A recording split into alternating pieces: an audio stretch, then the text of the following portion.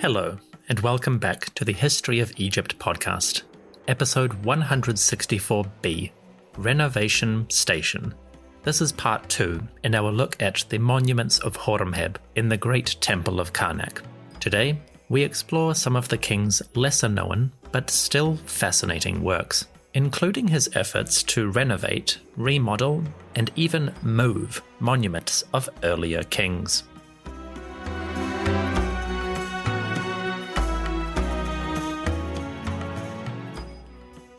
The year was 1329 BCE, and Karnak Temple was bustling. Architects and builders were hard at work on pylônes for King Horemheb. Egypt's pharaoh had commissioned these marvels for Amun-Ra and other deities, and over the course of his reign, those buildings would rise high. We have now explored the pylons which Horemheb erected, the great gates along the temple's main road. But while these structures are impressive, there are also many interesting buildings that Horemheb commissioned. These buildings are small and sometimes out of the way, but they are interesting and worth exploring. Pylon 9 and Pylon 10 form a unit, a distinct area in southern Karnak. This area is connected to the rest, and if you are going from north to south, you won't necessarily notice the changes between different rulers. But archaeological work beneath the surface has unveiled many secrets in Karnak's landscape. It turns out that Horemheb's builders altered this area significantly. It seems that while building his new monument, the new king was quite happy to move or even demolish older structures. In his quest for marvels, Egypt's pharaoh totally reshaped this area. Today, pylons 9 and 10 stand at either end of a vast courtyard. But before their construction, this area was not empty. Back in the day, this southern precinct was dominated by small shrines erected by earlier kings. One of these is particularly interesting because it's an early example of Egyptians moving a troublesome, in-the-way monument. Decades before Horemheb, this part of Karnak was dominated by a court. King Amenhotep II, the famous warrior, had built a ceremonial courtyard to glorify his name. Part of that court included a shrine, a sort of portico temple. It stood on a raised platform with a ramp to access it, and columns surrounding the outside. This monument was still standing when Horemheb took power. Problem was, the shrine was kind of in the way. To build pylons 9 and 10 and the structures that went with them, Horemheb's architects had to remove Amenhotep's portico. But apparently they didn't want to destroy the building. Instead, the royal officials chose to dismantle this older structure, and they moved it piece by piece. Then they rebuilt the chapel in a more suitable location. This is one of the earliest examples for Egyptian monuments moving. The most famous, of course, is the effort to deconstruct and move various temples in the south during the mid-20th century. Great monuments like Philae or Abu Simbel received the deconstruct and rebuild treatment. Well, turns out, this kind of thing has a long pedigree in the Nile Valley. The royal builders chose a spot halfway between pylons 9 and 10. They moved Amenhotep's shrine off to the east, out of the way of the pylons and the new processional road. That shrine stands in this location to the modern day. And until a couple of years ago, you could visit the temple quite easily. Now, it has decorations of Amenhotep II, Horemheb, and a later king, Seti I. But still, the shrine of Amenhotep II seems largely intact from Horemheb's reign. That being said, the temple is slightly weird. In its new form, it is not a solid rectangle or square. Instead, the building is more of a trapezoid, and we get the sense that Horemheb's workers decided not to rebuild this structure exactly as it was before. Instead, they adapted the shrine to its new environment. The result is unusual, but arguably more interesting. Beyond the layout, the building also has a strange alignment. Normally, Egyptian temples follow a straight axis, as in straight lines were preferable wherever possible. So, hypothetically, the court of pylons 9 and 10 should run north to south in a straight line, but they don't. Instead, these two gates and the temple of Amenhotep attached to them bend off-kilter with the main temple axis. Why? Well, these monuments are not oriented according to north-south principles. Instead, they deviate from the line to match up with another temple. South of these pylons, the temple of Mut stands in the midst of its sacred lake. Apparently, Horemheb's architects purposefully broke the axis of Karnak to line the pylons up with Mut. They deviated from the straight and narrow to connect with the nearby temple. This makes the southern axis a bit iffy if you view it from the air, but it's not too noticeable from the ground. And if you are standing in the gate of pylon 10, you can see the temple of Mut down the road. So it paid off. It does make for a nice view. The court of pylons 9 and 10 was unusual. Instead of a perfect cookie-cutter structure, we have reoriented and off-kilter monuments. But there's a reason for that. And from the right perspective, the change is quite effective.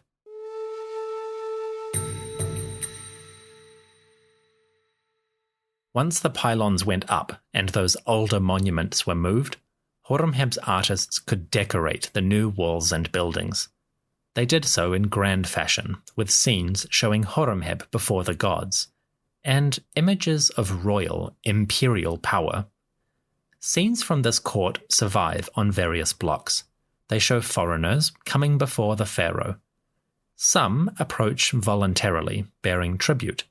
Others come as prisoners. We will tackle both and see what they reveal. On one wall, a group comes voluntarily to offer praise to the king. A line of men walk from left to right. They raise their arms in adoration, and at the front, one of them kneels down before the king. It is a standard scene that you'll find in many royal monuments. And visually, these men are relatively unremarkable. You wouldn't necessarily notice them. The people have short hair, almost like a skull cap in shape. They wear long beards that curl up slightly at the end. They carry bags full of gold dust.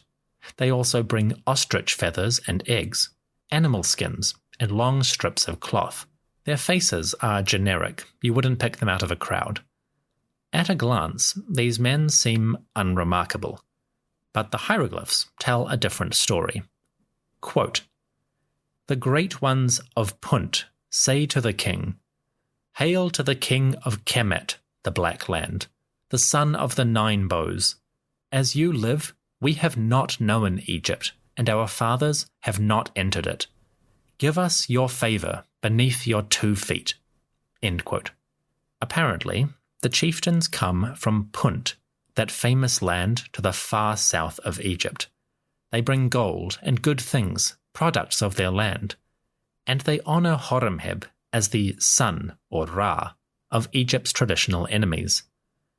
The praises are generic, and so is the visual depiction of these people. That's strange. Normally, Egyptian artists portray groups, especially foreigners, with stereotypical features and costumes. But here, you would be hard-pressed to identify these people based solely on the pictures. It makes you wonder if the artist had ever actually seen a person from Punt. Or perhaps this image was just symbolic. Maybe these great ones of Punt never actually came to honor Horemheb. Instead, the king just decorated his courts with images of foreigners paying tribute. That is entirely possible. Many tribute scenes are, at best, a mix of reality and fantasy. In this case, there is a good chance the artist is just adding different groups to fill up the scene, and convey the idea of Horemheb's universal power. That being said, the Great Ones of Punt are an interesting group. We haven't seen puntites, quote-unquote, for a long time. The fact that they show up here is intriguing. In some books, you will see this scene described as a punt expedition, as if Horemheb had launched great ships to travel south. But as far as I can tell, the surviving blocks do not reference any such thing. Rather, it seems to be a generic image of tribute, foreigners coming to Egypt to pay their respects. Again, the whole scene may be imaginary, conveying Horemheb's power rather than actual events. Nevertheless, I thought I should point that out. Some descriptions present this scene as if Horemheb launched an expedition. But I don't think he did, at least not on the available evidence. I could be wrong, but that's how I interpret these images. Other scenes from this court show prisoners. Horemheb, as king, leads a train of captives before the gods of Thebes. Men and women of different countries stumble in Horemheb's wake. They are tied by the hands and neck, and some fall to their knees, bowing and praising the king and gods. There seem to be two groups. One group comes from Syria, or Retenu. The other come from a place called Horemheb. The Horemheb are a curious bunch. They show up in royal texts at various points in Egyptian history, and they seem to be associated with the sea or a coastal region. According to some scholars, the Horemheb might be a group from the Mediterranean, or even the Aegean. It is unclear, and I won't try to solve that here. The point is, Horemheb leads prisoners from Syria and distant coastal regions. So he brings captives from the very limits of the known world. On the distant horizons of Egyptian influence, Horemheb had the power to seize prisoners, and he brought them to the gods. Naturally, these prisoners fall over themselves to praise the great pharaoh, and hieroglyphs record their speech. Quote, Horemheb's terror walks around the limits of the land. The fear of you is in all foreign lands. End quote. You get the idea.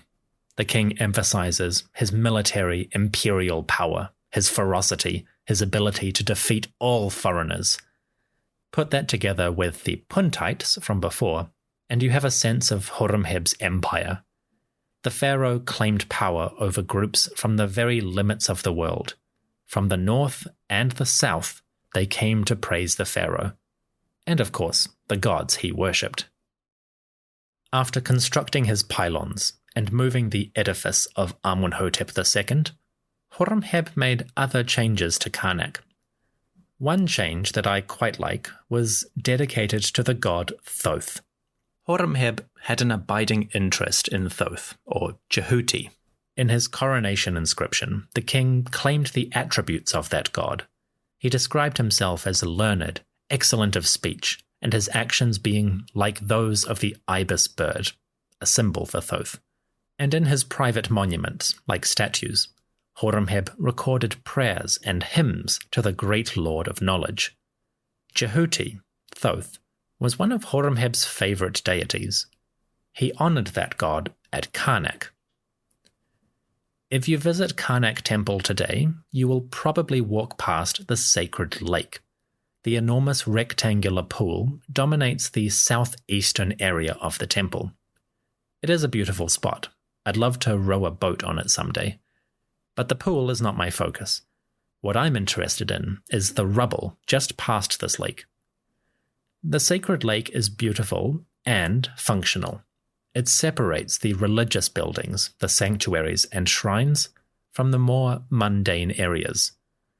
In the southeast corner of Karnak Precinct, a huge area contained the support facilities.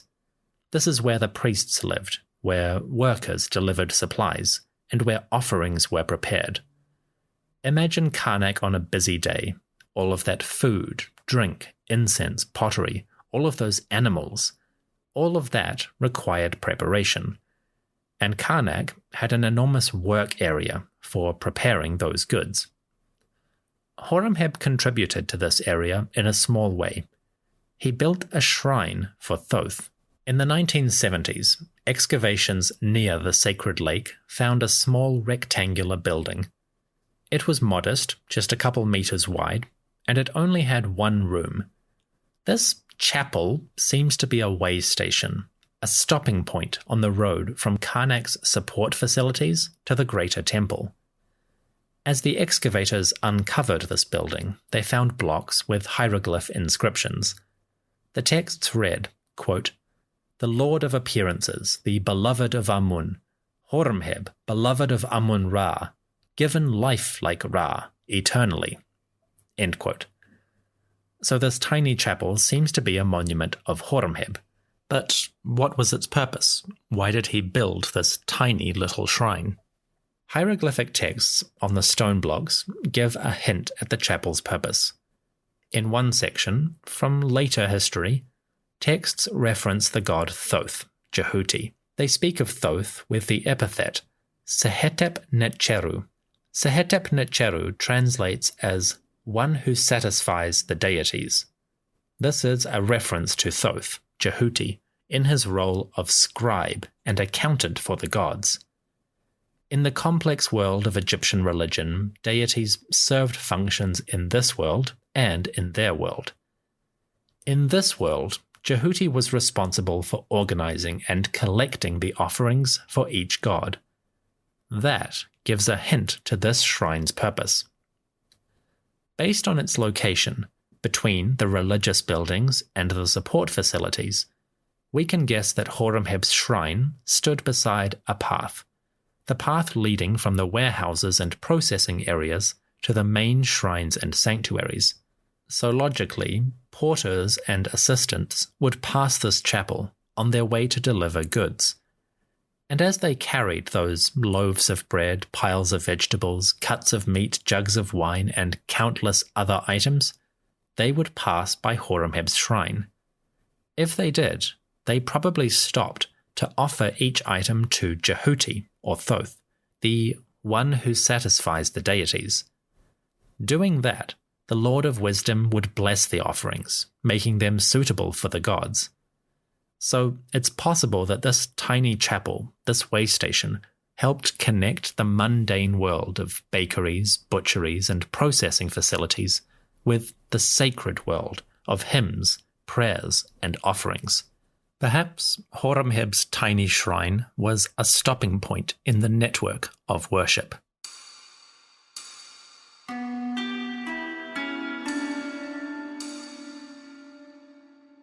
Horemheb's work at Karnak was a mix of new, old, and remodeling.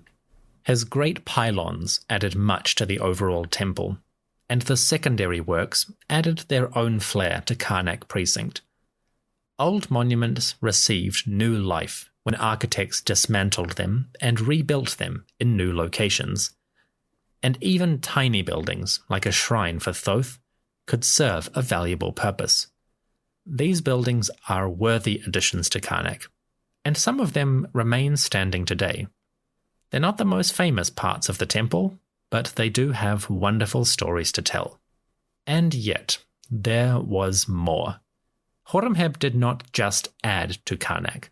In some cases, he also removed. We'll explore that in the next chapter. The History of Egypt podcast will return in 2 weeks. In episode 165, we visit Karnak one more time to see how Horemheb, or rather his builders, tackled a minor but significant issue. Some areas of Karnak had monuments erected during the early days of Akhenaten's reign.